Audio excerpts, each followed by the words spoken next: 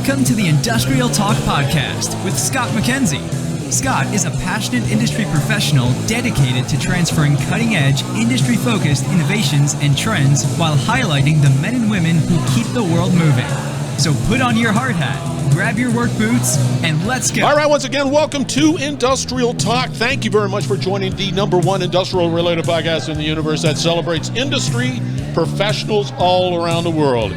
You are bold, brave, you dare greatly. I say it all the time. You innovate, you collaborate, you solve problems. You are making the world a better place.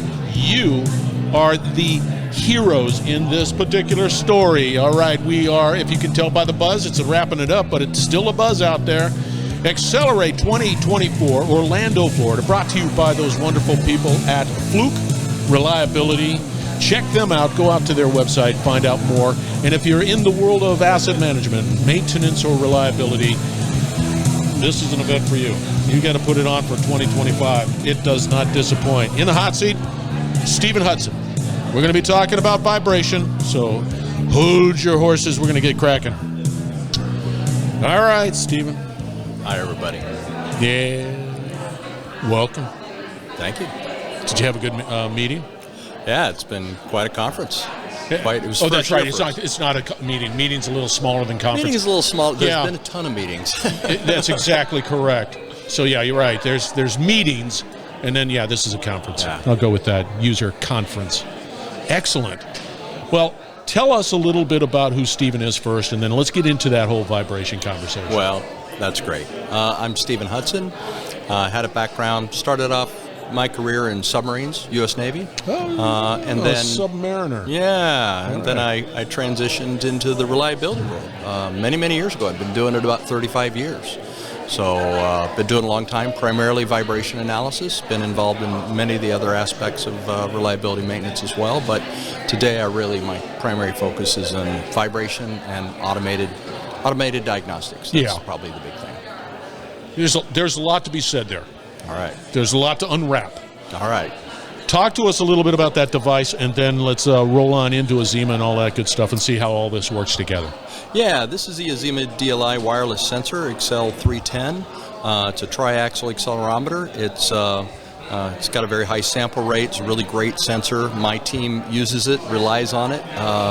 I'm going to say right up front, my entire vibration analysis team is, we're all data snobs. So this sensor's really been killing it for us. The data snobs. We love it. So we like good data. And really the name of the game here is these little devices pump out a huge amount of data. So we really, our industry is evolving. We're learning that the customers are finding out that, hey, just because they get a wireless sensor and they get lots of data doesn't mean they're going to get better results. So that's really where we come in, is helping to automate that diagnostic piece. Because again, this little guy is sending out data every hour, data every day. Typically, we've had a historical vibration analyst, skilled analyst that's looking at the data, but that's 30 times more data than we got historically when we were doing it once a month, right? Oh, no kidding. So we're really coming in and trying to, and successfully adding the automation up front so that we focus our high-value talent on where they need to be looking, on those machines that are actually in fault, and then using their experience and their background to help the customer understand that problem, understand the risk, and hopefully get them to a work order, an action item, right? So that's really our goal, is to deliver actionable results for machines that are in fault, and send them non-actionable results for the rest. The device itself, how do you place it on the asset? Is there a specific, I would imagine each asset has a specific location for that device, and that comes with wisdom and knowledge and insights and all of that stuff. How do you, and this is just me just asking an off-the-cuff question here, attach that bad boy, and how do you attach it? Those are all great points and good question. So in general terms, we usually glue this device to the machine because, and we can drill and tap and attach it with a stud, or basically it has a built-in stud here to be attached. But that has risk involved with it. So really, considering the fact that we need tens and hundreds of thousands of these out in the field, it's kind of a high-risk evolution, so we tend to remove a little bit of paint. We use a structural adhesive, and we glue the machines with a high level of success. In the past 20 years, 30 years, adhesives have come a long way, so they do a really great job, and so we're really happy with the adhesives we use today on these. So now it's attached to the asset, and we've been hearing a lot about the buzz around Azima, but let's take it through the linear process. So now it's attached. It's cellular, or is it what? How do you communicate? How do you communicate the data? Where? Talk to us about that. That's again another great question. Yeah. We use this device uses WirePass. It's a Treon kind of is who we partner with on that. Yeah. But WirePass is a mesh network and it's self-healing. So essentially, there'd be this device. There would be a gateway, and either it has a line of sight or a direct connection to the gateway. Yeah. Generally 100 feet, a little more than 100 feet, or if there's other sensors involved and it can't get its signal back to the gateway, it will connect to one of the other sensors that can. So these things, this is what certainly, again, I run a services organization, so we have to install them and use them, so we find them to be extremely robust. We find them to be very easy to set up. I'll even tell you, we had one situation that we were on a plant and somebody had one in a car that was accidentally turned on, and it was reporting to the gateway at the plant that they were installing that day, and they couldn't figure out where it was coming from. So yeah, we find them to be very good. There are devices out there that are Bluetooth, those are other ways, but again, it's device to gateway or device to gateway, and gateway then is connected to the cloud.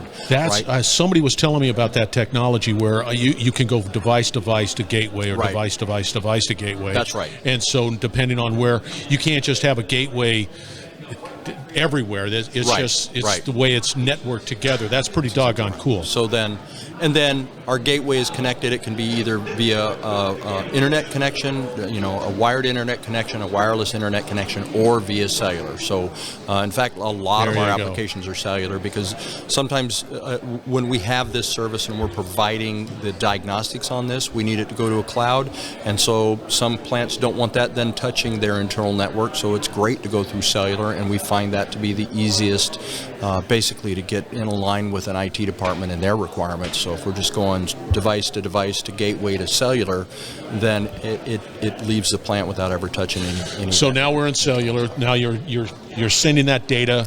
Where are you sending the data? We're sending the data to our cloud, which again is our servers. It is we use AWS servers.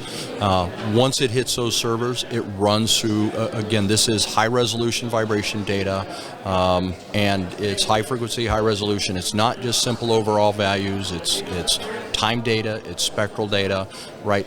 Things that traditional vibration tools that they've always used to do their vibration analysis. So once it hits that cloud, it runs through our diagnostic system first, and that diagnostic system screens those, and then the ones that are in fault get pushed to an actual human analyst for final review and sent back to the customer. So here we have it. We have it up in where we need to be. Okay, so it's there. It's being analyzed. It's being taken care of. Where does Azima connect? Where will that happen? Azima connects to that cloud. Got it. I've got a group of 30 analysts around the world, and they connect into that same cloud. They see the incoming data. We have workflow tools that tell them exactly which machines each individual analyst has to look at. He goes, finds his tests his number of tests for that day, and he gets to reviewing. And as soon as he gets done reviewing, that result in that same cloud then gets sent a couple of ways to the customer. How quickly does that happen? Compressing that time, because you don't want it to be 4 weeks out, 5 weeks out. That's maybe great. It's something that's go ahead. How quick? Yeah, with our wireless SLA, we're doing the serious and extreme reviews to the customer within 24 hours. Yeah. Non-problem reviews go almost instantly. If it doesn't need a review, that's going to go straight to the customer. If it does need a review, it goes into a queue, and we turn that around within 24 hours. And your technicians are what? Cat 4, Cat 3? So Cat 4 is the highest. I am a Cat 4, but most of my analysts are Cat 2 and Cat 3. Most of them are Cat 3, frankly. That's really It's not easy to be a Cat 4. It's not easy, but I really enjoy what I do. Yeah, you get to look at all that squiggly line. Mm-hmm. So where do you see it going? Where do you see it heading? Right now, I think it's more in line with trying to get the user community comfortable and bringing it online and expanding the use of that solution and that service. Where do you see it going? Well, kind of two things. One, we get a lot of new customers that are new to the technology and they're very interested. And this, again, the wireless is the thing that makes sense to everybody in that community. And I think they just see it as a very simple, easy solution.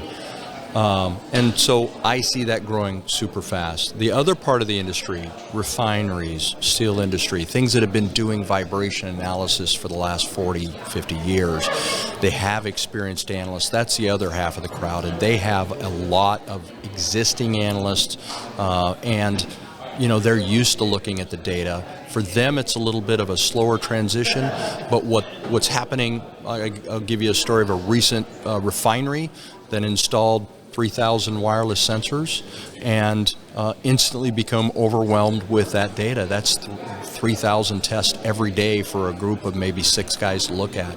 So we went in, even though it was somebody else's sensor, we try to be data agnostic. We like our sensor, but we try to be data agnostic, and in this case we were able to ingest that data. We were able to give them those insights and focus them on what was actually in fault.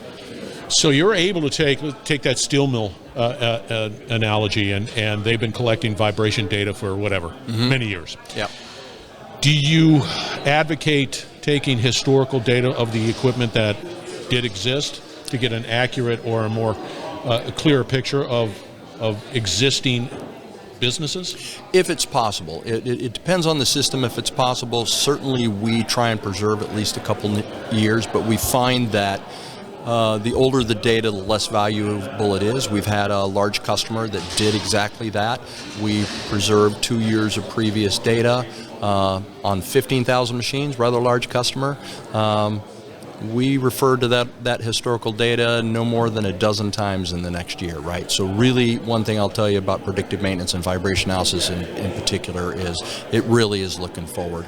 And one of the things with these little devices like this is they're taking so much data. We can actually build a database in a week or two with these sensors. They give us so much data so fast. So, rebaselining isn't as big of a problem as it was. Oh, I see. That's important. But we have this device, and it's pulling data, and it's just hammering on the data. Is all the data that it's collecting, is it all relevant in the world of vibration, or some of it's just being collected and maybe it'll be relevant in the future, near future? I'll tell you what I think. I don't think it's all relevant. I do think that the data itself begins to age out and not become as relevant. What is relevant was that machine condition at the time. So once we do that diagnostic and we know that the machine was not a problem, and now it's a problem, and if we get that feedback as to what the customer was able to do to repair, right? We made a recommendation. Was it the right recommendation? That is the relevant history that we really need for those machines, because that's what tells you where your bad actors are. That's what helps you feed back into your maintenance system and know where you need, permanent improvements and things like that. It's an exciting time. I think that's a heck of a solution, quite frankly. I kudos to you and your team and the service that is being provided. I've always been wrestling with the fact that how do you sustain a reliability, passion within the organization, and this is just helping with being able to do it and being able to do it in an automated way. How do people get a hold of you there? They get a hold of me on LinkedIn, Stephen Hudson, or email me at steven.hudson@fluke.com. Very good. You were great. Thank you guys I was very much. so honored to have you a part of the show. This was a lot of fun. All right, listeners, we're going to have all the contact information for Stephen out on Industrial Talk, so fear not, reach out to him. You will not be disappointed. Exciting things taking place at Fluke Reliability. Check them out. Get on. You just got to be a part of the event next year, or just reach out sooner than later. It's all about education, collaboration, and innovation. It's happening now. So thank you very much. Stay tuned. We will be right back. You're listening to the Industrial Talk Podcast Network.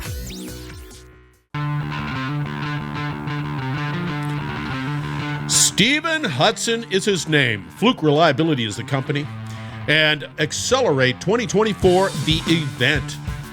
You're in maintenance? You in asset management?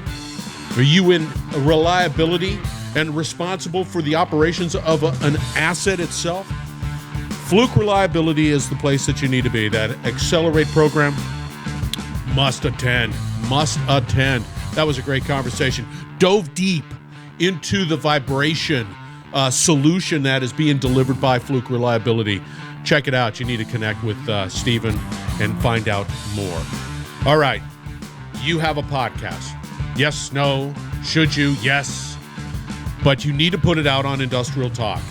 You need to repurpose that information. You need to repurpose that great content. You need to market it. You need to put it on Industrial Talk. That's what we're here for. Education, collaboration, and innovation is our moniker. And that's why Industrial Talk is here for you. Be bold, be brave, dare greatly. Hang out with Stephen. Change the world. We'll have another great conversation shortly.